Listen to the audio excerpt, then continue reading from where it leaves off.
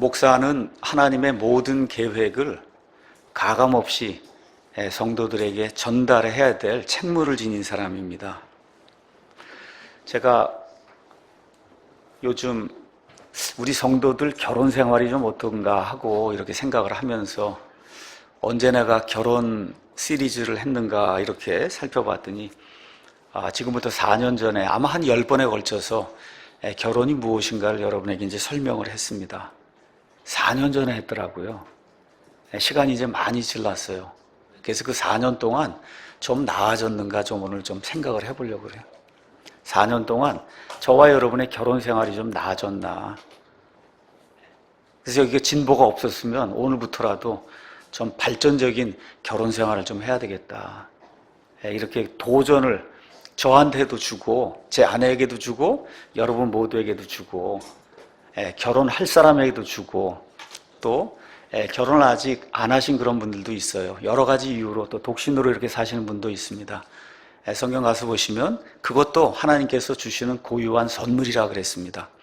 그래서 오늘 결혼 이야기를 하려고 하는데 이것이 꼭 결혼한 사람에게만 해당된 그런 이야기가 아니고 예수님과 그 다음에 구원받은 자들 사이에 어떠한 관계가 이루어지는 것인가 이러한 그 측면으로 생각하시고 그리고 이 말씀에 경청해 주시면 감사하겠습니다. 특별한 일이 없는 한 이 땅에 태어나면 대부분 사람들이 이제 결혼합니다. 저 같은 경우 이렇게 돌이켜 보니까 올해 34년째예요. 여러분 어떤 일 하나를 34년을 하면 얼마나 전문가가 되겠어요? 그렇죠?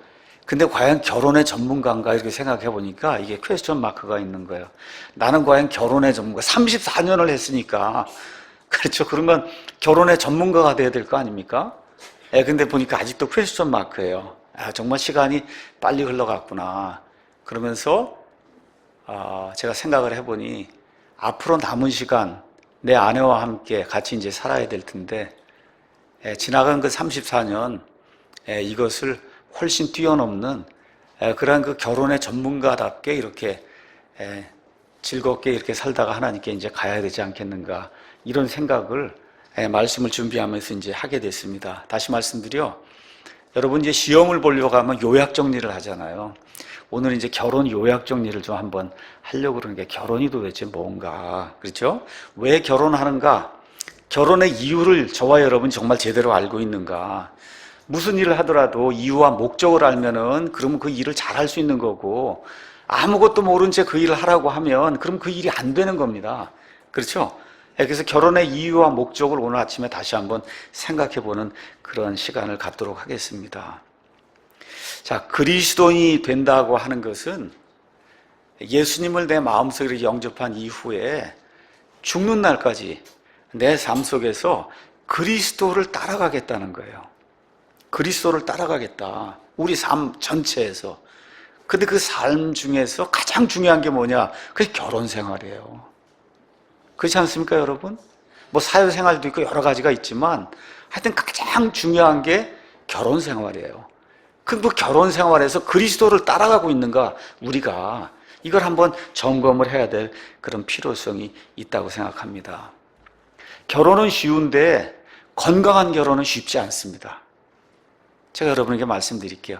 결혼은 쉬워요. 같이 이렇게 방 얻어서 사는 건 쉬운데 건강한 결혼 생활은 쉽지 않아요. 평생 노력해야 되는 거예요. 이걸 제가 여러분에게 34년 지나고 난 이후에 지금 여러분에게 좀 말씀드릴게요. 그냥 방 얻어서 사는 건 쉬운데 건강한 결혼 생활을 하려면 필사적으로 노력해야 된다. 날이 갈수록 더 많이 느끼고 있어요. 평생 노력을 해야 된다. 우리 교회에 많은 사람들이 와서 또 여러 사람들이 변했다는 그런 간증을 듣습니다. 그 변했다는 간증 중에 특별히 우리 청장년들을 비롯해서 많은 간증이 뭐냐? 결혼 생활이 바뀌었다는 거예요. 건강하게. 얼마나 감사한지 알 수가 없습니다. 부부관계가 좋아졌다는 거예요. 얼마나 좋은 것인지 알 수가 없어요. 다시 말씀드려서 이 복음을 제대로 이해해요. 예수님이 어떤 분이신가를 이해하고 성경이 무엇인가를 제대로 이해하면 결혼 생활을 바르게 할 수밖에 없고 내가 최선을 다해서 노력을 해서 좋은 결혼 생활을 해야 되겠다고 작정을 하고 그렇게 내 자신을 바꾸는 그와 같은 일이 생길 수밖에 없습니다. 그래서 하나님이 어떻게 영광을 받냐? 저와 여러분의 결혼 생활에서 영광을 받습니다.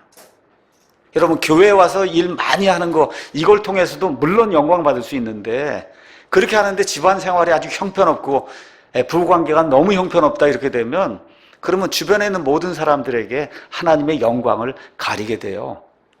그렇지 않습니까, 여러분? 예, 찔리는 분이 많이 있으시죠? 내가 혹시 제대로 된 결혼 생활을 하지 못해서 하나님의 영광을 가로막고 있지는 않는가? 특별히 자식들에게. 아이들이 30년이고 40년이고 어머니 아버지 보고 살고 있잖아요. 교회 열심히 다닌다 그러는데 매일같이 싸운다고 하고 이렇게 하면 이게 영광이 되겠어요? 아이들이 그 부모가 섬기는 그 그리스도 예수님이 어떤 분이신지 그 부모를 통해서 지금 볼 텐데 제대로 따르려고 하겠어요? 안 되죠? 그래서 결혼 생활이 우리 인간의 삶에서, 특히 그리스도인의 삶에서 가장 중요한 거예요. 이 결혼 생활이 성도 가정에 제대로 유지가 돼야 기독교가 유지가 될 수 있는 거예요, 여러분. 말로 기독교가 유지가 되는 것이 아니라 저와 여러분이 매일같이 올바른 결혼 생활을 유지하기 위해서 애를 쓰게 될 때 저와 여러분이 지키고자 하는 이 기독교의 가치라고 하는 것이 보존이 될 수 있는 거다. 그러니까 멀리 가서 자꾸 복음 전하려고 하는 거 여기만 신경 쓰지 마시고 내 집안 생활이, 내 가정 생활이, 내 부부간의 그런 관계가 아이들 보기에 정말 합당한 그런 관계인가 저와 여러분이 아침에 생각을 해봐야 됩니다. 이 결혼 제도는 사람이 만든 게 아닙니다. 하나님이 첫사람 아담과 이브를 하나님이 직접 창조하신 이후에 사람의 유익을 위해서, 하나님의 영광을 위해서 하나님이 직접 만들어주신 그와 같은 제도예요. 그래서 창세기 2장 34절 가서 보니까 한 남자와 한 여자가 생명이 다한 때까지 부부로 살며 하나님의 영광을 돌리는 거, 이게 결혼의 목적입니다. 근데 이런 거 아무 생각하지 않고 가볍게 생각하고 이렇게 이제 결혼하고 그 위에도 노력을 하지 않으면 그러면 결혼 생활이 파탄이 납니다. 저도 34년 전에 결혼할 때 이런 내용을 전혀 모르고 결혼했어요. 이제 철이 들어서 이렇게 돌이켜 보니까 이게 심각한 그런 문제였구나. 미리 배우고 숙지했으면 더 좋은 그런 결혼 생활을 할 수 있었을 텐데 이런 생각을 좀 많이 해보게 됩니다. 그래서 몇 가지 이제 이야기하면서 오늘은 그냥 제목을 뒤에 나오는 그 한 소제목 그대로 인용을 해서 결혼 생활을 건강하게 만드는 3가지 말 이렇게 이제 잡고 결혼이 무엇이고 그 목적이 무엇이고 결혼이라고 하는 것을 어떻게 건강하게 유지할 수 있는가 여러분과 함께 나누는 그런 시간을 갖도록 하겠습니다. 오늘 우리가 에베소서 5장 말씀을 읽었습니다. 5장 22절에서부터 33절은 그리스도인들의 결혼 예식에 가면 거의 공통적으로 읽는 그런 말씀이라 아마 결혼식 수십 번 다녀왔을 텐데 다 충분히 다 이해하고 많이 들었던 그런 그 말씀인 겁니다. 먼저 결론을 말씀을 드리고, 그러니까 오늘은 결론을 이야기하고 그 다음에 앞으로 넘어가는 그러한 그 접근법을 사용해 보겠습니다. 자, 31절에 가서 보니까 이런 까닭에 남자가 자기 아버지와 어머니를 떠나 자기 아내와 결합하여 그들 둘이 한 육체가 될지니라. 그런데 이것은 큰 신비니라. 그러나 내가 그리스도와 교회에 대하여 말하노라. 자, 먼저 31절에 결혼은 한 남자와 한 여자가 부모를 다 떠나서 그래서 육체적으로 한 몸이 되는 거라는 거예요. 그래서 부부는 촌이 없어요. 무촌이에요. 무촌. 그렇죠? 그렇게 되는 거예요. 촌이 없는 겁니다. 자, 이 이야기를 하면서 사도 바울이 뭐라고 이야기하나? 결혼 이야기를 다 이렇게 얘기하더니 그 다음에 32절에 이것은 큰 신비라고 이야기하는 거예요. 영어로 가서 보시면 Great Mystery라고 이야기했어요. 여러분, Great하다는 건 무지무지 크다는 거예요. 이게 빅 정도가 아니라 Great하다는 거예요. 엄청난 신비다. 이 신비라고 하는 말은 성경에서 이 신약 성경에 이제 주로 나오는데 이 신비라고 하는 말이 사용이 될 때까지는 하나님이 그게 무언가를 사람들에게 보편적으로 알려주지 않았기 때문에 이 신비라고 하는 것이 계시가 될 때까지는 몰랐다는 거예요. 몰랐어요. 그러니까 지금 이야기하는 게 뭐냐 하면 이 결혼제도, 여기에 대해서 사도 바울이 얘기하면서 사도 바울 전에 수많은 사람들이 결혼을 했는데, 그런데 결혼의 진정한 의미가 무엇인지 모르고 그냥 결혼을 했다는 거예요. 결혼을 했다. 근데 지금 내가 이것이 무지무지 큰 그러한 great 미스테리라고 하는 걸 너에게 알려주겠다. 지금 그렇게 이야기하는 겁니다. 아브라함과 사라가 좋은 부부 생활을 했습니다. 요셉과 마리아가 좋은 부부 생활을 했어요. 침례자 요한의 부모 사가랴와 엘리사벳이 정말 하나님 앞에 의롭게 이렇게 부부 생활을 했어요. 그럼에도 불구하고 이분들이 알지 못한 게 있다는 거예요. 그 알지 못한 신비를 내가 너에게 알려주겠다. 근데 이게 보통 신비가 아니라 엄청나게 큰 신비라는 거예요. 그 신비는 뭐냐? 32절에 남편과 아내의 관계는 그리스도와 그분의 신부인 교회의 관계하고 같다는 거예요. 그러니까 그 전에 많은 사람들이 결혼했어도 그 점을 이해하지 못했다는 거예요. 그 점을 이해하지 못했다. 이것은 큰 신비니라. 그러나 내가 그리스도와 교회에 대해 말하노라. 이렇게 이야기하는 거예요. 그래서 그 전에 사람들이 전혀 이해하지 못했고, 사도 바울이 이 신비를 알려진 이후에도 아마 수억 명이 결혼을 지금까지 해왔는데도 여전히 그거를 지금 모르고 있다는 겁니다. 지금 이 시간에 결혼을 준비하고 있는 많은 그리스도인들이 있는데 그 그리스도인들 가운데도 이 큰 신비를 모르고 그냥 남자와 여자가 같이 그냥 함께 사는 게 그게 결혼인가 보다 이렇게 생각하는 사람이 너무 많다는 거예요. 그걸 부지기수라고 이야기하는 건 너무 많다는 겁니다. 심지어 저처럼 30년, 40년, 50년 결혼 생활을 하면서도 이게 결혼이라는 게 그리스도와 그 다음에 그리스도의 신부인 나 사이의 관계라고 하는 그거를 보여주는 거라는 거, 이거를 이해를 못하니까 결혼 생활이 올바로 유지가 안 되는 거예요. 그래서 지금 바울이 엄청나게 큰 신비다. 엄청나게 큰 신비다. 다시 말씀드려, 6,000년 전에 하나님께서 아담과 이브를 주례를 이렇게 쓰셔서 결혼 예식을 이렇게 행해 주시면서 하나님의 마음속에는 앞으로 십자가 사건과 그걸 통해서 예수님과 예수님의 신부가 되는 교회가 하나가 되는 걸 이미 하나님이 창세전에 염두에 두셨다는 거예요. 그걸 두시고 그리고는 어떻게 남자와 여자를 위해서 결혼 제도를 마련해 두셨다는 거예요. 이 신비를 저와 여러분이 이해를 해야, 그래야 결혼이 무엇인가를 정확하게 깨닫게 되고 그리고 올바르게 성경적인 것과 같은 결혼 생활을 할 수 있다는 겁니다. 자, 그러면 그리스도께서 자기의 신부인 교회를 위해서 도대체 무슨 일을 했나, 이거를 저와 여러분이 깨달아야, 그래야 건강한 결혼 생활이 유지가 될 수 있는 거예요. 자, 하나님께서 온 땅을 내려다 보시고 그 안에 완전한 희생예물이 될 수 있는 그런 존재가 없다는 것을 보시고 하나님이 영광의 왕좌를 버려두시고 이 땅에 사람의 몸을 입고 오셔서 아주 비천한 자리에까지 이르셨어요. 어디까지 이르셨어요? 십자가에서 피를 흘리고 죽기까지, 그렇게 비참한 자리에까지 이루셔서, 그래서 어떻게 해요? 저와 여러분을 완전하신 대신속죄 희생물, 그게 되어주심으로 저와 여러분을 죄구덩이에서, 지옥 구덩이에서 들어 올리신 거예요. 맞습니까, 여러분? 그게 우리의 신랑 되시는 예수님께서 하신 일이에요. 십자가에서 피를 흘리고 죽으시고 묻히셨다가 사흘 만에 성경대로 이제 부활하시면서 뭘 세워주셨어요? 새로운 상속 언약, 구약이라고 하는 거 물리치시고 새로운 상속 언약을 세워주셔서 신약 교회를 열어주신 거예요. 여러분 이해하십니까? 다시 말씀드려, 남편이 결혼해서 주도적인 역할을 한 거예요. 그리스도께서 주도적인 역할을 하시고, 주도적인 역할을 했을 뿐만 아니라 100% 구원하는 그와 같은 일을 우리 예수님이 다 이루어 놓으신 거예요. 온갖 희생을 예수님이 다 겪으시면서, 그러니까 이게 정확하게 우리 가운데 들어와야, 그래야 올바른 그러한 결혼 생활을 할 수 있다. 남편이 주도적으로 했다 그러니까 잘못 이해해서 제왕이 되라는 게 아닙니다. 집에서 제왕이 되라는 게 아니에요. 주도적으로 어떻게 해요? 정반대로 교회를 사랑해서 죽기까지 자기 자신을 내줬다는 거예요. 제왕이 됐다는 게 아니라 너무 사랑해서, 근데 어떤 사람을 사랑해요?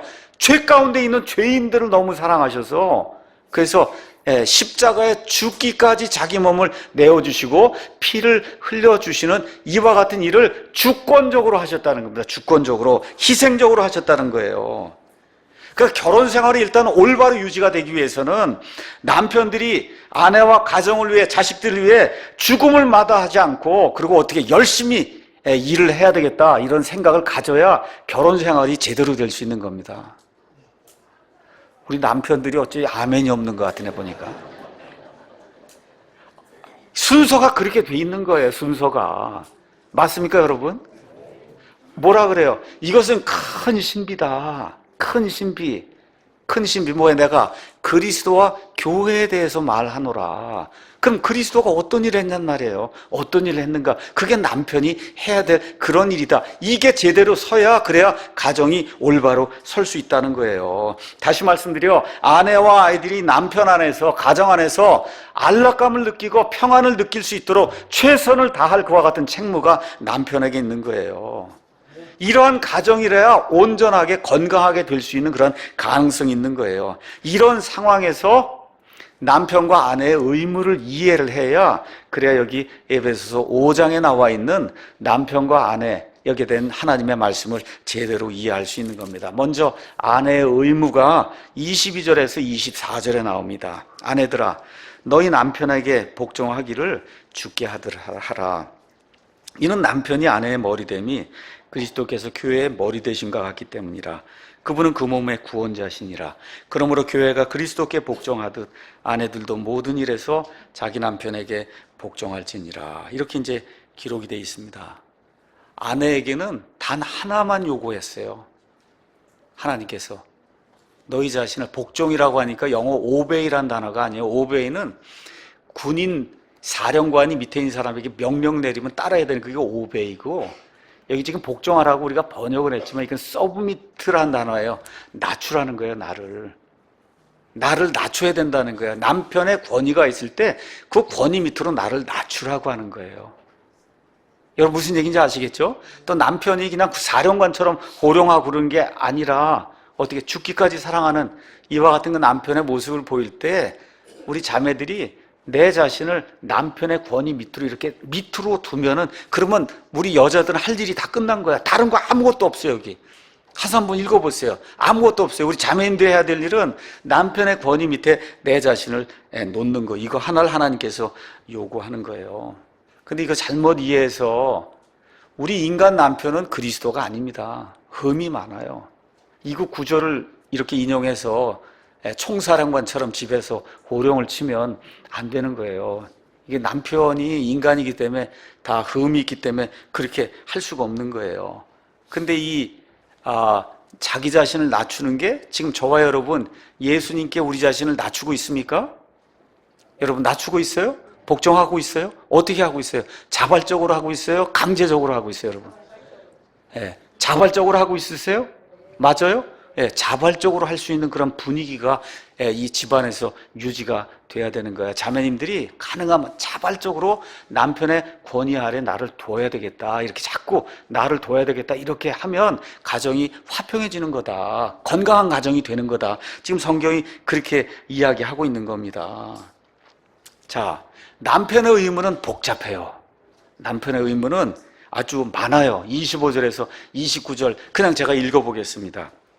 남편들아, 너희 아내 사랑하기를 그리스도께서 교회를 사랑하사 교회를 위하여 자신을 주신 것 같이 하라. 야, 이게 뭐 보통 문제가 아닌 거예요. 이게 어떻게 십자가에서 죽듯이 죽어야 된다는 거예요. 호령하라는 게 아니고. 그러니까 좋은 게 아니에요. 이 구절 읽으면서 남편들이 지금 좋아할 게 아니에요. 지금 엄청난 이 책임감이 어깨에 지금 놓여 있는 거예요. 십자가에 죽기까지 가정과 아내와 자식들 위해 죽어라, 지금 그렇게 얘기하는 하나님께서. 우리 형제님들 맞습니까? 아멘? 그렇게 돼 있잖아요. 지금 제 말이 아니라 성경이 지금 그렇게 이야기하는 거예요. 그러니까 아내들은 간단해요. 아주 권위 밑에 내가 수고해서 이게 따라가야 되겠다 이것만 하면 되는데 죽기까지 지금 사랑을 해야 된다고 이야기를 해요. 근데 그 목적이 뭐냐? 이것은 그분께서 말씀을 통해 물로씻음으로 교회를 거룩히 구별하고 정결하게, 그러니까 다시 말씀드려 예수님이 십자가에 죽으심으로 말미암아 결국은 우리가 하나님 앞에 갔을 때 거룩하고 정결한 사람이 되게 된다는 겁니다. 또 그것을 교회를 점이나 주름이나 그런 것이 없는 영광스러운 교회로 자기를 위해 제시하려 하시며 교회가 거룩하고 흠이 없게 하려 하십니다. 그러니까 저와 여러분이 우리 남자들로서 기억해야 될 것이 뭐냐 하면 아내를 사랑하고 도와서 그래서 어떻게 흠이 없는 사람으로 자꾸 이렇게 성장하도록 만들어야 되겠구나. 이게 남편이 해야 될 일이에요. 저와 여러분 쇳덩어리 맞습니까? 이 쇳덩어리를 예수님이 죽기까지 사랑하셔서 나중에 죄가 하나도 없는 자로 하나님 앞에 정결하게 거룩하게 서도록 하기 위해서 예수님이 십자가에 죽으셨다는 거예요. 그러니까 내 아내를 이렇게 보게 될 때 앞으로 지금까지는 못했어도 내 아내를 이제 보게 될 때 그렇죠.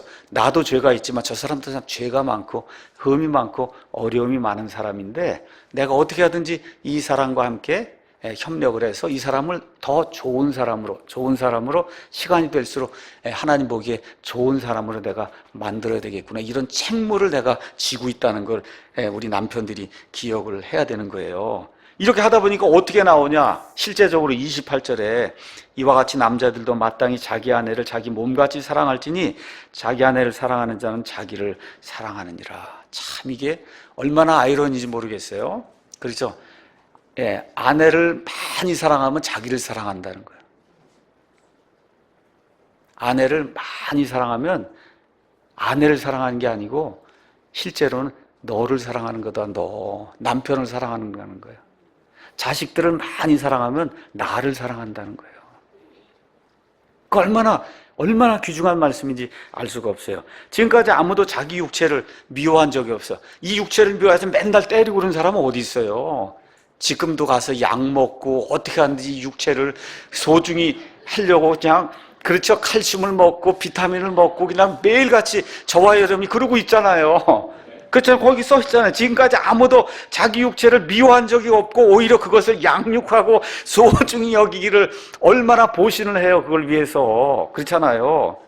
주께서 교회에게 하신 것 같이 그렇게 한단 말이에요. 그러니까 비타민을 먹을 때마다 아내를 더 사랑해야 되겠구나. 좋은 고기를 먹을 때마다 아내와 자식들을 더 많이 사랑해야 되겠구나. 그 사랑하는 게 누구를 결국 사랑하는 거예요? 나를 사랑하는 거라는 거야. 나를 사랑하는 거다. 그래서 이 아담이 이브를 하나님이 이렇게 데리고 오니까 너무 아름다웠고 뭐라 그랬어요? 창세기 2장 23절 가서 보니까 이것은 내 뼈 중에 뼈요, 살 중에 살이, 살 중에 살이요, 뼈 중에 뼈다. 그리고 어떻게 귀중히 여겨야 된다는 거야. 그렇게 귀중히 여기는 게 나를 귀중히 여기는 거다. 이게 철이 없을 땐 제가 그걸 잘 몰랐어요. 철이 없을 땐 몰랐는데 나이가 점점 들고 결혼 생활을 이렇게 하다 보니까 이게 정말 이런 진리를 기독교의 이 성경이 아니면 누가 가르쳐 줍니까? 이거를. 그렇잖아요? 아내와 자식들을 많이 사랑하면 사랑할수록 나를 사랑하는 거다. 가서 보니까 아내의 요구 조건은 너무 단순해요. 하나밖에 없어요. 남편을 의지하고 남편의 권위에 내 자신을 밑으로 두면 되는 거예요. 근데 이 남편은 힘들어요. 이게 보통 일이 아닌 거예요, 이게. 그러니까 남자가 결혼하려고 그러면 심각하게 생각을 하고 그러고 결혼을 해야 된다. 심각하게 생각 안 하고 했으면 지금부터라도 심각하게 생각을 하고, 이게 왜 그러냐? 그리스도와 교회에 대한 그런 관계를 보여주는 거기 때문에. 자, 그래서 남편과 아내가 건강한 결혼 생활을 한다는 것이 실질적으로 구원받은 사람들이 세상에 보여줄 수 있는 가장 좋은 간증이에요. 가장 좋은 간증. 자식들에게 예수님을 믿어야 된다. 그 얘기할 때 가장 좋은 간증이 남편과 아내가 서로 사랑하고 아내가 순종하고 이렇게 하면서 그리스도와 교회의 그런 관계를 우리 결혼 생활에서 이렇게 보여주는 거, 이것이 가장 좋은 간증이고 그 다음에 복음 전도 방법이다. 자, 많은 사람들이 내가 복음을 이해했습니다, 구원받았습니다, 그렇게 이야기를 하는데 남편이 아내 사랑하는 걸 게을리하고 아내가 남편의 권위에 순종하는 것을 무시하면, 그럼 한번 깊이 생각해봐. 정말 복음을 이해했는가? 그리스도와 교회의 그런 관계를 정말 제대로 이해했는가? 이것이 안 돼갖고 특별히 우리 자매, 뭐 남편 오늘 많이 이렇게 부담감을 주지만 제가 지금까지 목회하면서 어떤 경우도 많이 봤냐? 자매들이 남편을 너무 우습게 알고 남편의 권위를 무시하고 이렇게 해서 가정이 깨지는 것도 제가 많이 봤어요. 그러니까 오늘 남편에게 많은 책임을 이렇게 주면서도 목회를 하면서 이렇게 보면 자매님들이 더구나 뭐 복음을 그냥 매일같이 복음만 얘기를 하는데 가서 보면 남편 대하는 게 정말 휴지 조각 대하듯이 이렇게 남편을 이렇게 대하는 사람 많이 봤습니다. 그거 어떻게 돼요? 가정이 무너져요. 교회 생활이 제대로 되지 않습니다, 이게. 그러니까 복음을 제대로 이해했다고 하면, 그럼 여기 나와 있는 것처럼 그리스도와 교회의 관계를 제대로 이해했다고 하면, 그러면 남편과 아내의 관계가 무엇인가를 제대로 이해 안 할 수가 없는 거예요. 이것이 제대로 돼야 된다. 성경이 그렇게 우리에게 이야기하고 있는 겁니다. 그래서 좀 가정생활이 좀 원만하지 않다 그러시면 집에 가셔서 남편과 아내가 조용하게 둘이 앉아서 베드로전서 3장 거기를 10번만 한번 가서 읽어보세요. 베드로전서, 제가 더 시간이 없어서 설명을 못합니다. 베드로전서 3장을 투명한 양심을 가지고, 그리고 베드로전서 3장을 남편과 아내가 가서 한번 읽어보세요. 거기 끝까지 다 안 읽어도 돼요. 그 앞부분만 남편과 아내에 대한 그런 얘기니까 한번 읽어보세요. 둘이 조용히 앉아서 10번만 한번 읽어보세요. 거기 양심이 찔리지 않게. 그렇게 되면 결혼 생활이 제대로 될 수밖에 없습니다. 자, 오늘은 실질적인 결혼 생활에 팁을 주는 이러한 시간을 좀 가지려고 그래요. 그래서 요 근래에 제가 차를 타고 이렇게 다닐 기회가 많아서 유튜브를 통해서 여러 사람 목사님들이 이렇게 한 결혼에 관련된 그런 것들을 좀 많이 듣습니다. 이런 거 듣는 가운데 어떤 분이 나와서 이제 그 얘기를 하는 참 좋은 것 같아요. 그래서 여러분에게 잠깐 말씀드립니다. 좋은 결혼이란 뭐냐?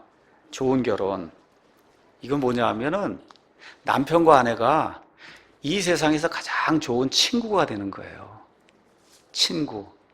원수가 되면 안 되고 친구가 돼야 되는 거예요. 근데 너무 많은 부부가 원수로 지내요. 여러분, 방만 같이 쓰면 그건 룸메이트라고 얘기하는 거예요. 룸메이트. 근데 뭐가 돼야 되냐면 소울메이트가 돼야 되는 거예요. 영혼을 공유할 수 있는 사람이 돼야 돼요. 영과 혼을, 몸뿐만 아니라 영과 혼을 공유하는 그러한 소울메이트가 되는 게 그게 부부예요. 예전에 제가 그런 거 깊이 몰랐어요. 목사가 되고 이렇게 설교도 하고 실제 카운셀링도 하고 여러 부부들의 그런 사례도 보고 이렇게 하면서 성령님께서 제게 조명도 해주시고 찌르기도 하시고 이렇게 하면서 결론 내리는 게 그거예요. 부부는 룸메이트가 아니라 소울메이트다. 소울메이트. 영혼을 서로 공감해주면서 영혼의 교제가 있는 사람들이야. 그러니까 밥 먹고 뭐고 이거 이외에는 아무 얘기가 없어. 그럼 그거 룸메이트예요, 그게. 소울메이트가 되면 이 복음에 대해서도 얘기하고 자식들의 앞날에 이 영적인 상태에 대해서도 얘기하고 우리 교회에 대해서도 얘기하고 이 국가가 어떻게 될 것인가도 서로 이야기하고 소울메이트가 돼서 각자의 그 영혼 안에 들어있는 그 하나님의 그 영이 인도하시는 대로 그거를 같이 공유할 수 있는 그러한 사람이 돼야 그럼 부부관계가 아주 건강해지는 거예요. 밥만 같이 먹으면 안 됩니다. 잠만 같이 자면 안 되고 생각을 공유할 수 있어야 돼요. 예수님 안에서 주시는 건강한 그런 생각을 공유하면 부부관계가 그렇게 좋아지는 거예요. 한번 생각해 보세요. 공통 주제가 뭐가 있나? 저와 여러분 이 부부 생활하는 가운데 공통 주제가 뭐가 있나 한번 생각해 보세요. 먹고 사는 거, 애들 뭐 이거 교육하는 거 말고 공통 주제, 영원한 거에 대한 거. 그렇죠? 예수님에 관한 거. 예. 어떻게 하면 옆에 있는 성도들 도와야 될 것인가 하는 거, 어떻게 하면 쓰러져가는 그 국가 이거를 바르게 세워야 될 것인가 하는 거, 이런 거에 대한 공통적인 공감대가 형성이 돼야 그게 좋은 부부가 되는 거예요. 좋은 부부가. 다시 말씀드려, 배우자보다 더 좋아하는 친구가 있으면 그 문제가 있는 거예요. 배우자가 가장 좋은 친구가 돼야 되는 거예요. 배우자보다 더 많이 시간을 쓰는 친구가 있으면 문제가 있는 거예요. 자기 아내와 남편하고 가장 많은 시간을 보내야, 그래야 가장 좋은 부부관계가 형성이 되는 거다. 자, 그러면 좋은 친구가 되려면 어떻게 해야 되느냐? 제가 제 말로 얘기하지 않고 잠언의 몇 가지를 한번 가서 보도록 하겠습니다. 우리 잠언 17장 17절 보도록 하겠습니다. 좋은 친구가 되려면 어떻게 되느냐? 17장 17절. 친구는 언제나 사랑하며 형제는 어려운 때를 위하여 태어났느니라. 그러니까 어려운 때는 이건 동기간에 이게 이런 문제고, 친구는 언제나 사랑하는 거라는 거예요. 그러니까 부부가 되면 언제나 사랑해야 돼. 친구도 언제나 사랑하는데 남편과 아내가 소울메이트가 되면 그럼 어떻게 돼? 언제나 사랑해야 되는 거예요. 이러면 좋은 부부가 되는 거다. 어떻게? 언제나. 다시 한번 얘기해요. 언제나 사랑해야 되는 거예요. 18장 24절 한번 보겠습니다. 18장 24절에 가서 보니까 여러 친구를 두는 자는 반드시 자신을 다정한 자로 보여야 하나니 형제보다 더 친밀한 친구도 있느니라. 그러니까 어떻게 해야 돼요? 다정하게 굴어야 돼요. 특히 우리 남편들이 저를 포함해서 우리 아내들에게 다정한 사람이 돼야 돼요. 다정한 사람.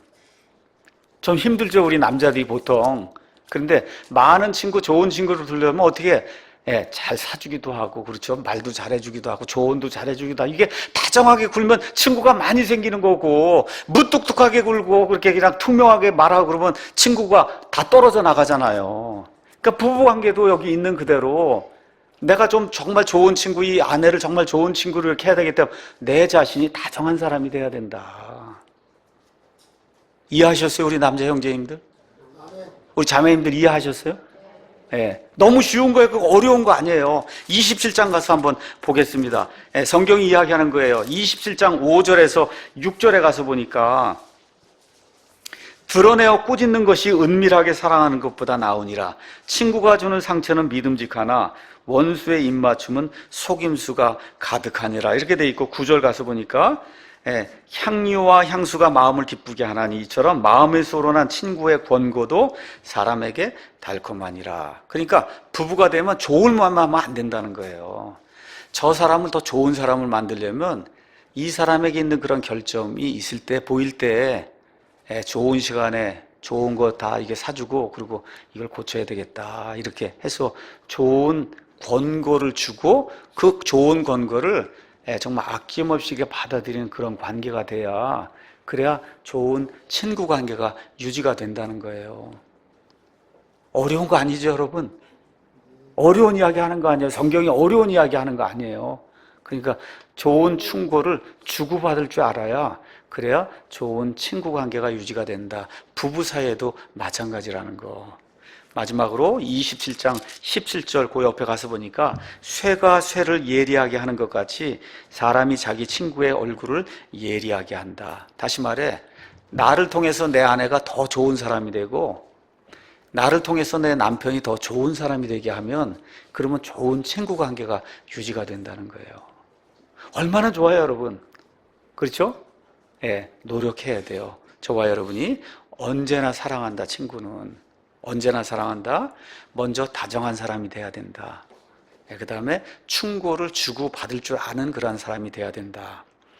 이 친구를 더 좋은 사람으로 만들기 위해서 노력해야 된다. 이런 관계가, 이런 친구들 간의 그러한 그 관계뿐만 아니라 가장 좋은 친구인 내 아내와 내 남편 간의 이런 관계가 유지가 될 때 소울메이트가 되는 거예요. 그 소울메이트가 돼서 영원히 저 천국에까지 소울메이트로 가는 거다. 좋죠, 여러분? 이러한 부부관계를 유지하기 위해서 저와 여러분이 노력해야 됩니다. 자, 그런데 이 결혼 생활이 그리스도와 교회의 관계예요. 그럼 여기 중간에 누가 있어요? 항상 이걸 깨려고 하는 존재가 있죠. 누가 있어요? 마귀가 꼭 이 안에 끼거든요. 우리의 육신이 이 안에 끼고 세상이 이 안에 껴서 자꾸 이거 이간질해서 이걸 떨어뜨리려고 그래요.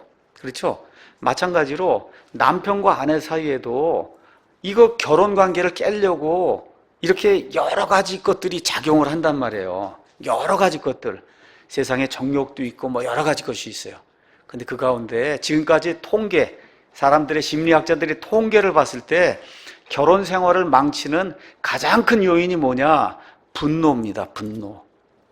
영어로 anger라고 돼 있어요. anger. 그래서 이 분노가 결혼 생활을 망치는 가장 큰 요인이라고 하니 이 분노에 대해서 우리가 좀 생각을 해봐야 될 것 같아요. 분노는 악한 것을 보면 이런 의로움이 발동하는 게 이게 분노예요. 그런데 좋은 거예요? 나쁜 거예요? 좋은 거예요. 하나님도 분노하세요. 소돔과 고모라를 보면 분노하신다고 하나님께서. 우리 예수님 성전에서 장사하는 것을 사람들도 그냥 분노가 솟아올라. 그 분노가 없으면 하나님이 아니신 거예요. 그러니까 우리 인간에게도 하나님의 속성으로 분노가 있는 거예요. 분노가. 근데 이 분노가 컨트롤이 안 되면 그럼 어떻게 돼? 결혼 생활을 망치는 제1 요소가 된다는 거예요. 가정을 파괴합니다. 그래서 분노가 관계를 파괴시킬 뿐 아니라 어떻게 되냐? 화를 내는 그 장본인을 파괴시킨다.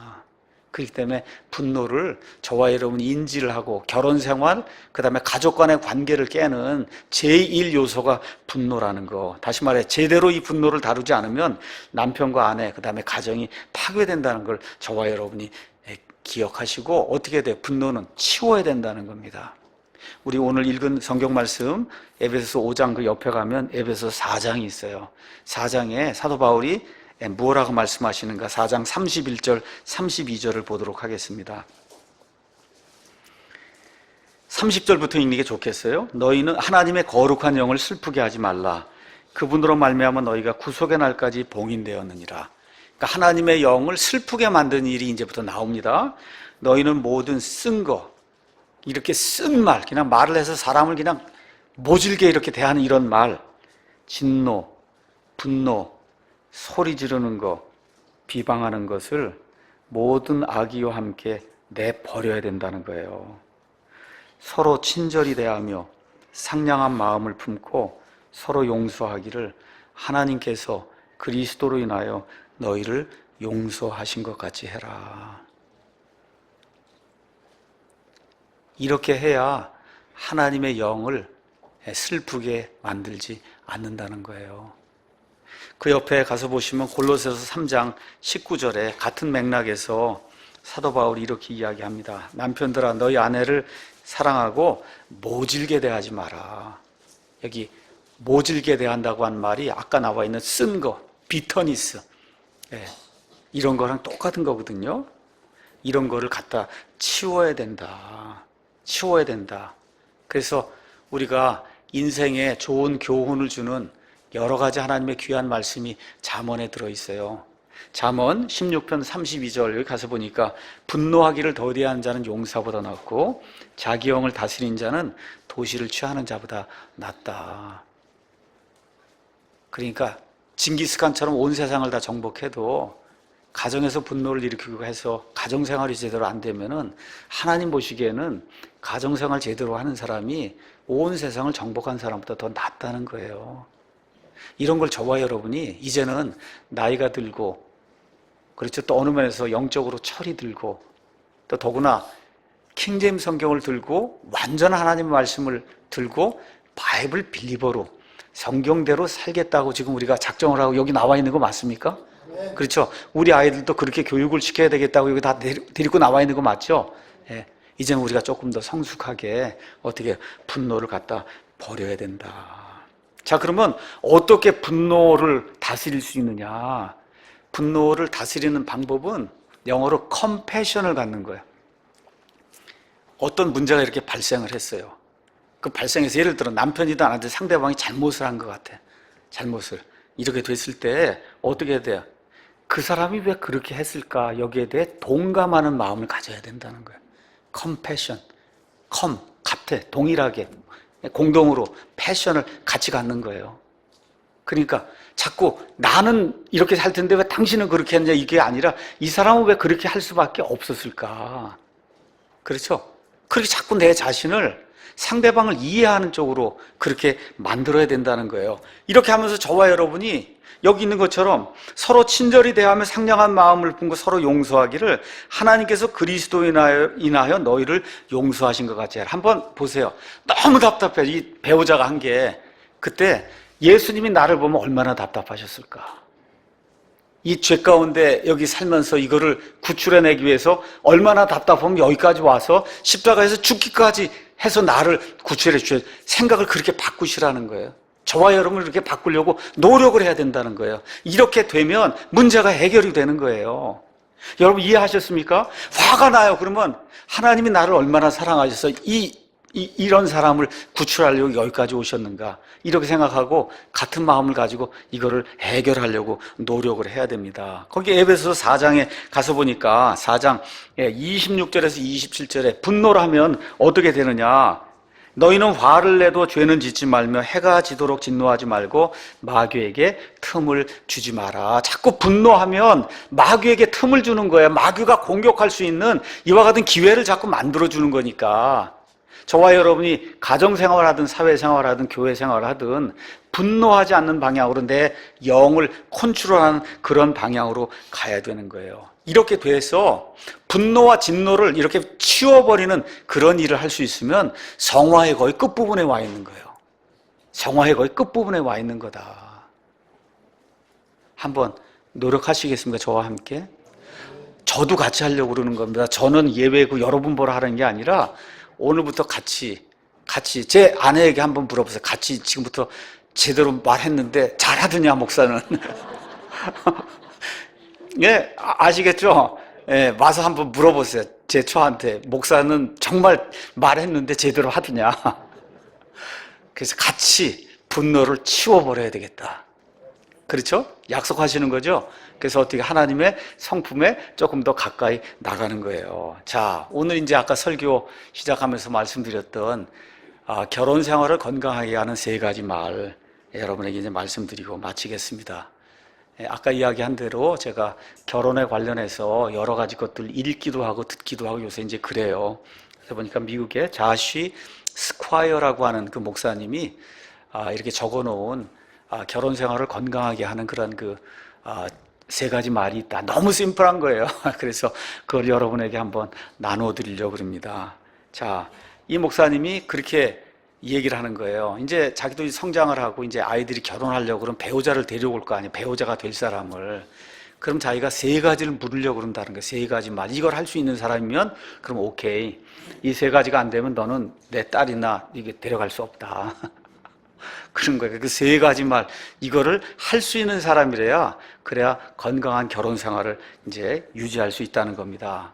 자, 이제 조금 이따 말씀드리고, 결혼이 뭔가 실질적으로 말씀드리면 매일 회개하고 용서하는 거예요. 매일 부부가 회개하면 상대방이 용서하는 거예요. 남편이든 아내든 잘못했다. 그렇죠? 그러면 어떻게 용서하는 거예요.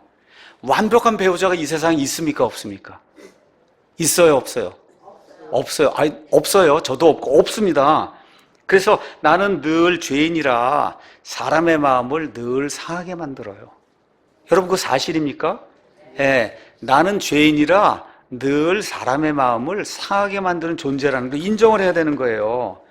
그러면서 어떻게 해요? 내 힘으로 안 되니까 우리의 주님을 바라보고 나가는 게 기독교인들의 삶이에요. 그래서 내 교만과 자랑, 내가 뭐 이렇게 의시되는 거 이거 내려놓고 내 배우자와 그 다음에 아이들, 이 아이들을 기쁘게 만드는 그런 삶을 살아야 되겠다고 사고를 이렇게 전환하는 거예요. 매일같이 회개하고 용서를 구하고 용서를 해주고, 이것이 바로 예수님의 마음이잖아요.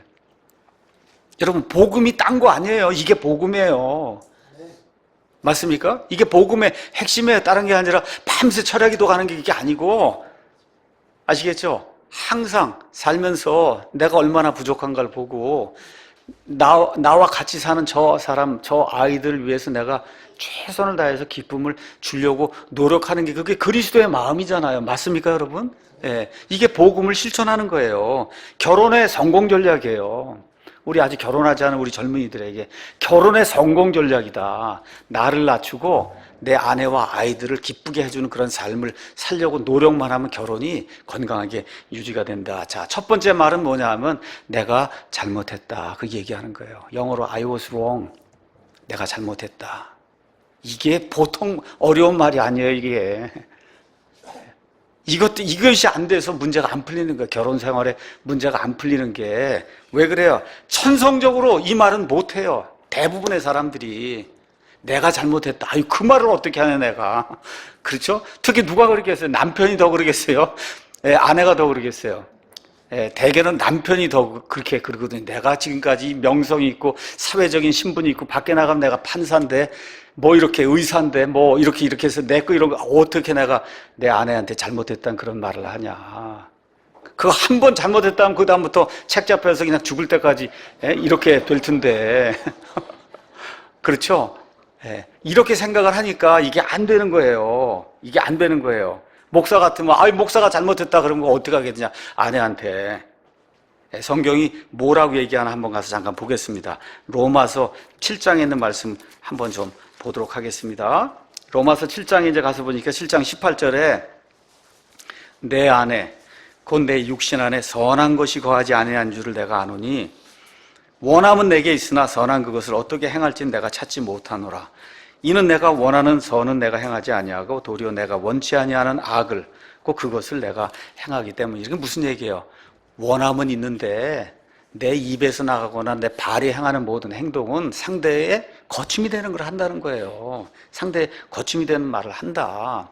그래서 요한일서 1장 8절에 우리에게 죄가 없다고 우리가 말하면 우리가 우리 자신을 속이며 그 어떻게 돼요? 진리가 우리 속에 있지 아니하다 그러잖아요. 그러니까 어떻게 잘못했다고 얘기해야 되는 거예요. 내가 잘못했다. 내가 잘못했다. 여러분, 기독교의 가장 큰 복이 뭔지 아세요?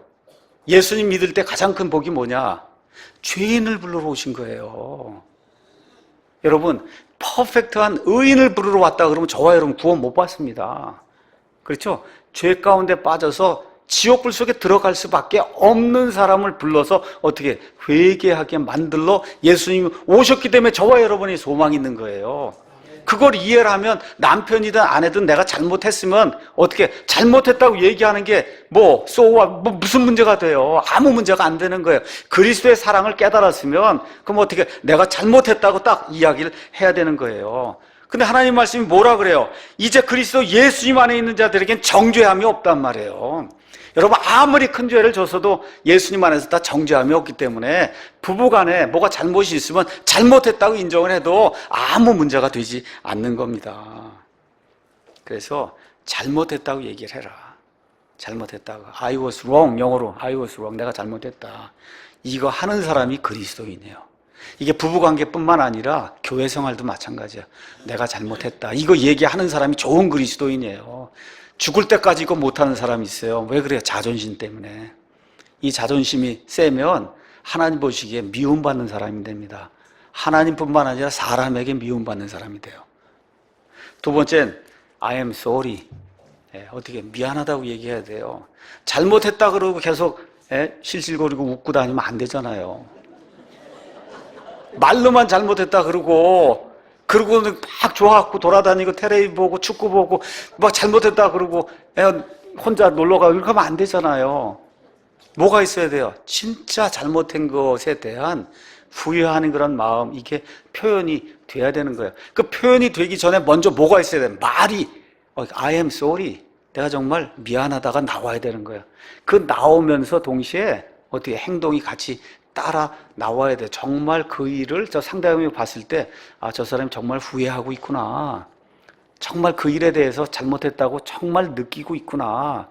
요 I am sorry를 통해서 그게 표출이 돼야 그래야 건강한 그런 생각이 결혼 생활이 이제 되는 거예요. 그 다음에 이제 세 번째가 있어요. 여기까지 한 다음에 세 번째가 뭐냐면 영어로 Please forgive me. 제발 나를 용서해 달라. 그렇게 얘기를 해야 되는 거예요. 이것도 또 남자가 얘기하기 어려운 거거든요. 야, 이게 용서를 해달라니, 이게 도대체 뭔가, 하나님께나 이거 용서를 빌어야지, 이거, 예? 이게 안 되면 안 되는 거예요. 용서라고 하는 걸 잘 이해해야 되는 거예요. 잘못을 인정하고 미안한 마음을 갖게 되면, 그럼 하나님이 용서라고 하는 치유를 주시는 거예요, 용서. 그러니까 용서를 구해야 되는 거예요, 용서를. 다시 말해, 용서해달라고 말을 표출을 해야 돼요. 내가 잘못했고, 그 다음에 어떻게 해요? 미안하고, 그 다음에 뭐라 그래요? 나를 용서해달라. 그것도 please. 어떻게, 제발. 그렇죠? 나 용서해줘. 이렇게 강압적으로가 아니라, 어떻게, 그게 아니고, 제발 나를 용서해달라고 그렇게 빌어야 되는 거예요. 빌어야 되는 거다. 다시 말해, 용서를 이렇게 해달라고 얘기할 때는 상대방이 나의 좀 진정성을 믿고 다시 교제의 문을 열어달라고 부탁을 하는 거예요. 서로 싸우고 그러면 이게 끊겨 있잖아요. 나를 용서해달라고 얘기할 때 우리 다시 교제하고 소울메이트로 잘 살자 이렇게 얘기하는 거예요. 그러니까 그게 있어야 되는 거예요. 용서. 그렇죠? 자, 복음의 핵심은 뭐냐? 죄 가운데 빠진 자, 이 사람을 하나님이 구원해 주시고 그다음에 어떻게 회복을 시켜주는 거거든요. 회복. 우리가 죄를 지으면 적든 많든 어떻게 해요? 용서를 구하는 거예요. 어떤 분이 이야기하다, 구원 받았는데 왜 용서해달라고 기도를 하냐? 용서는 깨어진 관계를 회복하는 게 그게 용서예요. 회복해달라고 하는 게 용서예요. 예수님이 저와 여러분의 과거, 현재, 미래의 죄를 다 제거하신 거 맞습니까, 여러분? 근데 왜 여기 주일날 와서도 그렇고 아침에 밥 먹을 때도 그렇고 저녁 때 잘 때도 그렇고 왜 용서해달라 그래요, 여러분? 왜 용서해달라 그래요? 하나님이 다 제거했는데. 용서가 뭐예요? 깨어진 거. 하나님과 이런 관계가 서먹서먹하게 됐거든요. 그거를 다시 어떻게 교제를 회복해달라. 그런 뜻에서 우리가 forgive, 용서를 해달라고 이야기해. 관계의 회복을 이렇게 불편하게 된 거를 다시 회복해달라고 상대방에게 요청하는 거예요. 그래서 하나님께 요청하는 거예요. 하나님께도 용서해 주십시오. 죄가 다 제거가 되지 않았다는 얘기가 아니라 관계가 껄끄럽게 됐으니, 내가 죄를 지어서 관계가 껄끄럽게 됐으니 내가 잘못했습니다. 미안합니다. 어떻게 해요? 용서해 주십시오 하고 저와 여러분이 기도하시죠? 그렇게 마찬가지로 아내나 남편에게도 건강한 부부 생활을 유지하기 위해서 맨 끝에 가서 여보 용서해. 그렇죠? 이렇게 부탁을 할 수 있는 그런 관계가 돼야, 그래야 건강한 결혼 생활이 되는 거예요. 그럼 그렇게 부탁하는데 안 돼! 그렇게 하면 안 되잖아요. 죽어도 안 돼! 이렇게 하면 안 되잖아요. 절대 안 돼. 예수님이 뭐라 그래요? 70번씩 7번이라도 용서하라 그러잖아요. 내 형제가 잘못을 범하고 돌아와서 잘못했다고 그렇게 하면 70번씩 7번이라도 어떻게 해요? 용서하라 그러잖아요. 이런 관계가 이렇게 자연스럽게 형성이 되면 그럼 어떻게 좋은 소울메이트로서 날이 갈수록 건강한 그런 결혼 생활을 할 수 있는 거예요. 결론의 말씀을 드리도록 하겠습니다. 결혼의 목적이 뭐냐? 우리 예수님과 우리를 생각해 보시면 돼요. 저와 여러분이 너무 사랑스러운 존재라 예수님이 죽기까지 저와 여러분을 사랑하신 거예요? 그래요? 아니죠. 아니죠? 그렇죠? 저와 여러분이 정말 어려운 처지에 죄 가운데 빠져 있음에도 불구하고 긍휼을 베풀어 주신 거예요. 어떻게? 사랑스러운 존재로 만들기 위해서. 그 결혼을 생활 유지하면서 남편과 아내가 항상 그 목적, 나를 통해서 저 사람이 하나님 앞에 더 사랑스러운 존재가 되도록 내가 도와야 되겠다. 이 아이와 그 다음에 아이들과 이 배우자의 기쁨을 위해서 예수님이 십자가에서 죽기까지 나를 사랑하신 것처럼 남편과 아내가 상대방과 아이들 위해서 죽기까지 그들의 기쁨을 위해서 내가 살아야 되겠구나. 이렇게 하고 소울메이트로 살게 되는 거, 이게 결혼의 목적이에요. 특별히 남편들에게는 더 큰 짐이 주어졌어요. 남편은 아내의 구원자라 그랬어요. 구원자라는 게 뭐 이렇게 생명을 구하는 게 아니라 아내의 부족한 점, 여러분 죄를 누가 먼저 졌어요? 여자가 먼저 졌거든요. 연약하거든요. 연약한 그릇이에요. 그렇기 때문에 이 아내의 그 부족한 것을 도와서 그래서 흠없이 하나님 앞에 쓸 수 있는 그런 존재로 만들 책임이 남편에게 있다. 그럼 어떻게 돼요? 희생을 많이 해야 되는 거예요. 더 성화된 그런 삶을 살아야 되는 거예요. 죽도록 땀을 흘리고 일을 해서 아내와 아이들을 먹여 살리려고 노력을 해야 되는 거예요. 이게 그리스도인의 남편으로서의 책무예요. 자, 하나 이제 오늘 읽었던 거 마지막 절 읽고 마치겠습니다. 거기 가서 보니까 5장 33절에 너희 각 사람이 자기를 사랑하듯 개별적으로 자기 아내를 사랑하고 아내도 주의하여 자기 남편을 존중할지니라. 그래서 이런 말씀을 좀 기억을 하면서 그리스도와 나와의 관계를 기억하고 이것을 내 가정생활에서 이루어서 그래서 아이들에게 정말 모범이 되는 그와 같은 아버지와 어머니로 살다가 하나님 앞에 가야 되겠다 이렇게 작정을 하는 저와 여러분, 성경을 사랑하는 우리 모든 성도들이 되기를 예수님의 이름으로 축원합니다.